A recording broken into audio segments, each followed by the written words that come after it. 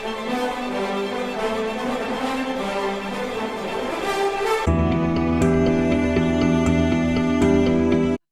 right.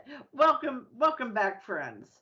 So Sarah was talking about that we had mi- misnotion of what beauty or the outward sign of what marriage is, or there's just great confusion everywhere. And I go back to, I think John Paul's definition of love is really uh, it's succinct and it's pertinent. It's sincerely seeking the good of the other. It's that sincere gift of self. It's the concern for the other before the concern for my own welfare. And when she was describing old love as being more beautiful than young love, that is exactly right. And that's what captivated, that is what the image of an old love has captivated my mind for, I've been married 41 years. And for that, where the husband instinctively looks for the wife's hand to get her, Yes. I mean, Right. through the uneasy path, or honey, I'm going to get, can I get something for you? And it's just a constant, unconscious, if you will, that's what virtue is, right? It's just the habitual good. So you don't even think about doing good at that point. Whereas the young wife, well, is he going to want this? Does he not want this? I Right. got the kids to deal with, and that sure looks whatever. Right. That's at the young stage. Right. Yeah, absolutely. I mean, I'm not quite as far along the marital path as you, but yeah, I've got 31 years. We have 31 years underneath our belt, and there is, one thing that I was sort of touched by, and I didn't really like the picture necessarily, but it meant a lot to my daughter who took it. Greg and I were driving back with the family in the big red, well, I don't know if it's the red van or the blue van, but whatever, one of those big vans. And we're just holding each other's hand. And to us, I didn't even know that we were holding hands until she took a picture of it, right? But it's the deferral of the self. And I mean, how beautiful it becomes that self-sacrifice becomes habituated and normative, right? That you long for their good. I mean, and that doesn't mean that everything is all, puppies and roses and, whatever, but it does mean that the habit is instilled, and so the lived life begins to take a flow that is peaceful and pleasant and generally, I don't know, happy. I mean, I don't know how else to describe it. That you look back on all those times that are sorrowful, and there's a there's a bit of pride that recognizes that the yoke didn't pull too tightly, and that somehow one yielded to the other, and you made it through that. And I think that there's just a sorrow that for people that they don't understand that marriage must naturally be of long duration. And really, when you think about it in terms of like the the efficacy of these other sacraments, the one that when baptism, um, it's essential that the person, upon receiving this outward sign, has the full assurance of the promise that is there. The same thing would be true for absolution. One must be certain that at that very moment that grace has intervened.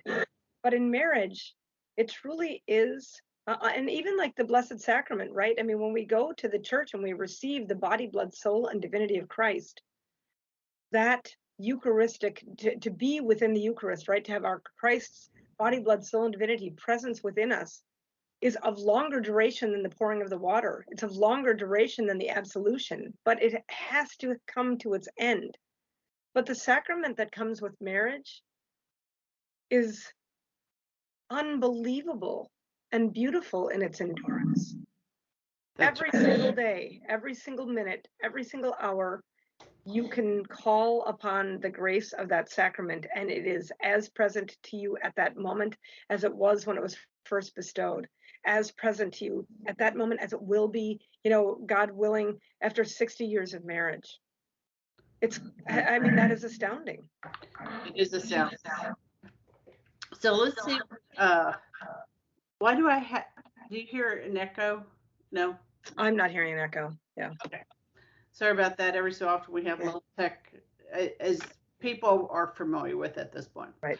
Oh, let's see what Father Rangers. He's a Capuchin. He submitted this article to Homiletic and Pastoral Review, Ignatius Press, published date 1999. So let's see what 20 years ago he had to say. And Father's going to present the case from both reason and revelation. And I'm not going to be reading it in entirety. I'm going to just take out some choice paragraphs. Why the man or husband should be the head of the family, and why, in the words of St. Paul, wives should be submissive to their husbands.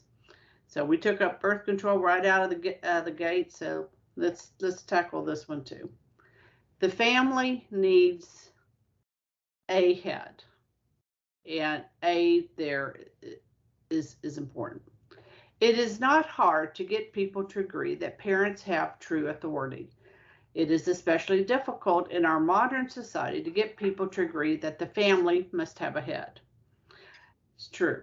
There must be in a family one person to make some filial choices. I think the word should be final. In short, we are saying that the husband and the father is the head of the family and has a true authority over the wife.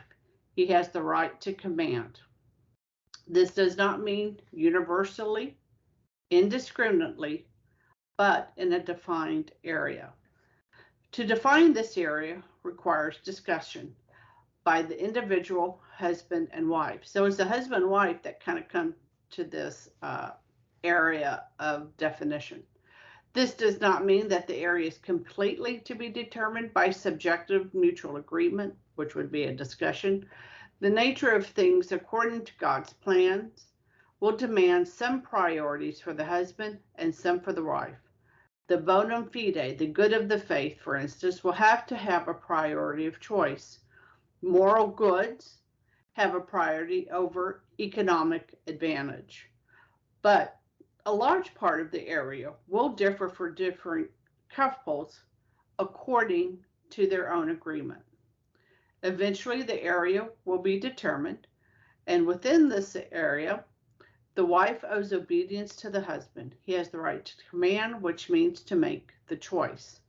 The reasons for saying that the husband and father exercise a true authority are logical and theological. The logical are derived from reason. The theological reasons are based on revelation given in Holy Scripture. So first we're going to examine logical reasons for the need of the head of a family. And I see we're going to, if you have some, after your thoughts, if any, then we'll go into the reason. No, I think that what he's saying is very interesting. I mean, in regards to, I mean, if marriage is to make a oneness, then it only stands to reason that there has to be some level of responsible headship. But we have divorced the unitive element. We have divorced ourselves from the procreative element. And so for people who have already done that, there's going to be a very difficult reconciling of a oneness in authority. It's going to be very, very challenging. For people who have believed that there is a oneness of body, right? Or a oneness of soul, shall we say, there's going to be less of a difficulty in coming to mutual agreements on the oneness of the mind, right? That this is going to become very, very logical at some point. But again, I think that that's going to be it's going to be a stumbling block for many, because they have become so enamored of their own will that to submit it to anyone seems like a divorce from the self. It's exactly right. Exactly right. All right, my friends, we're going to talk about two co-pilots not needed in the next episode. Till then, Fide Serratio.